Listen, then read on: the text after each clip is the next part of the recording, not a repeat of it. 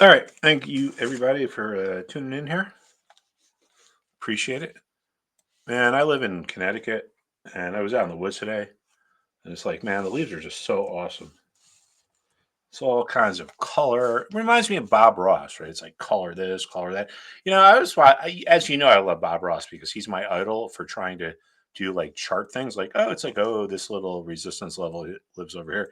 And anyway, he had this bird, and he was holding the bird, and man, the dude's got a big coke now. Not that I'm complaining, but he's a mellow guy. But I guess on the weekends he likes to, yeah, whatever. I'm not here to judge. What is amazing is that this dude can just take a canvas and turn it into a masterpiece, and so quick. All right. Anyway, all right. You're not here to hear about that. So let's see what the hell is going on in the markets today, or what went on.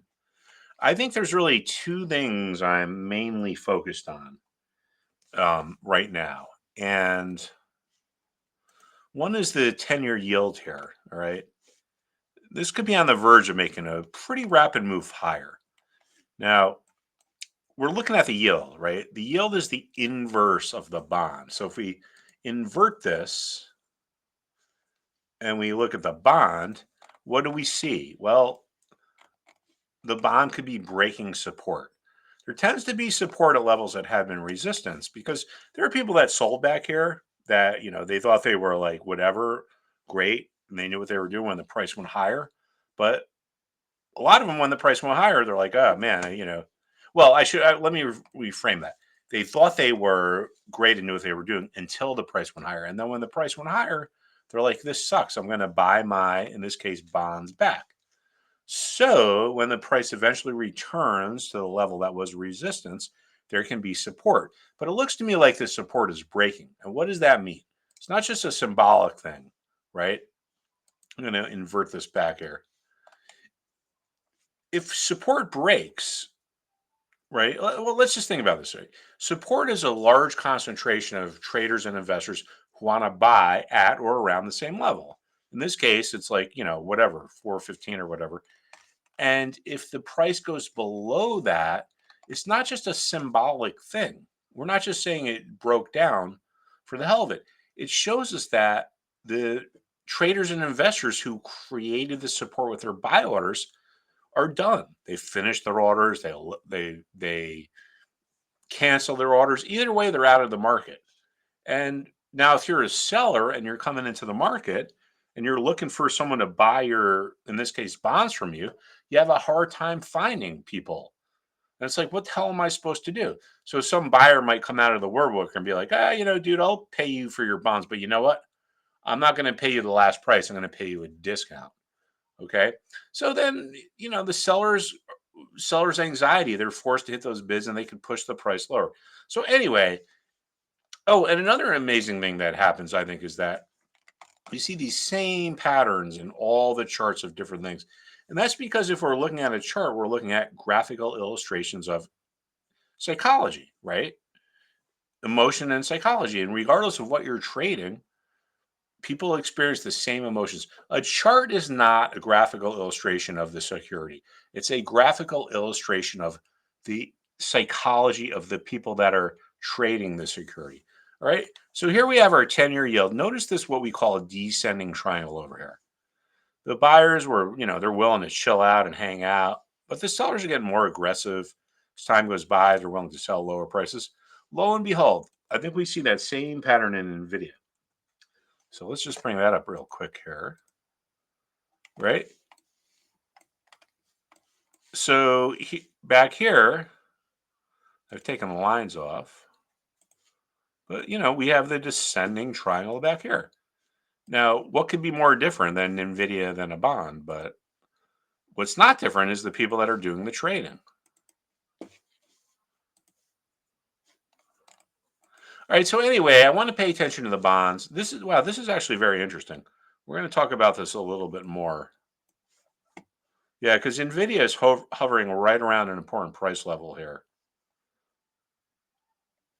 All right, let me keep going. I don't want to bore you. Of course, making money is never boring. So we just looked at interest rates Another thing I want you to look at here is what is going on in the healthcare sector. Yeah, look at that. The healthcare sector stocks are as we expected. And I know that you all have made some money trading here, right? You get resistance here. It becomes support because there's people who sold who regret selling when the price goes higher. And they say, oh, if it gets back to my price, I'm going to buy my shares back. So having support at a price level that had been resistance before is a very common thing in the markets. And you can see that right here, right? It's not a coincidence. I mean, we're talking about a sector that's worth trillions and trillions and trillions of dollars. And yet somehow it gets these precise price levels, right?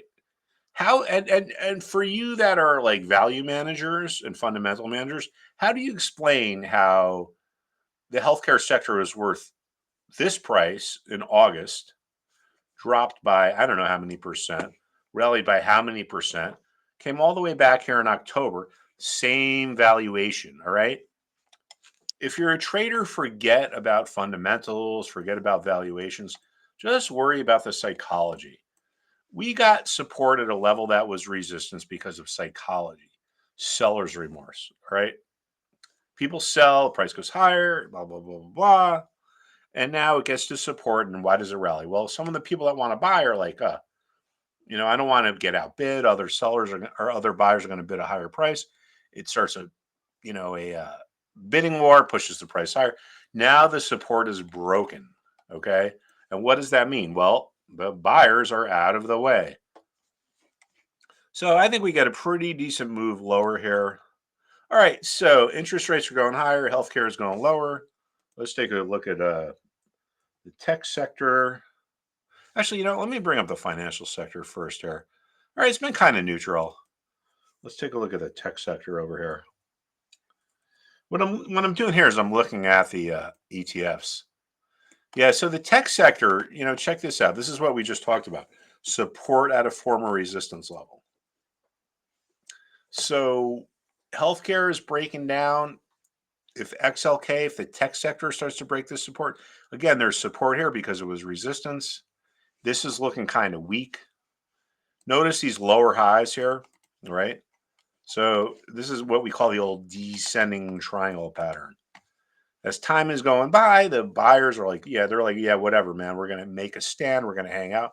But what else is going on? The sellers are getting more aggressive. They're willing to accept lower prices. So we got interest rates going higher. We got healthcare breaking down. We got technology look kind of weak. Well, I mean, I don't know. I mean, to me, it's, to me, it looks like the market's going lower. I don't know what else to tell you about that. Make sure you check back in. There are a lot of ways to make money when the market's going down. As a matter of fact, I think it's easier to make money when the market's going down. Why? Because markets go down faster than they go up. Markets go down because of fear. People are afraid. They sell. Markets go up because of hope. People hope. Oh, I wish I make money. Fear is a much more powerful emotion than hope. So markets tend to go down quicker than they go up. Now, what I tell my students and stuff is like, don't be afraid of a down market. No one wants a down market. I mean, no one wants a down market in the long run, but you can't just put your head in the sand. It's like, I mean, look at this, right? We're kind of going up, up, up, up, up, then massive sell off. All right, so we looked at tech, we looked at healthcare, we looked at financials. Let's just go take a look over here in the oil market, see what the hell is going on over here. There's going to be some trading ideas here too. I mean, I'm not doing anything yet, but notice how important this 67.30 level has been for oil. As we know, or as you should know if you listen to me, you know that you tend to find support at levels that were support before because of, drumroll, seller's remorse. There's people that sold at the bottom, price goes higher, and they're like, I made a mistake. If it gets back to my price, going to buy my oil contracts back.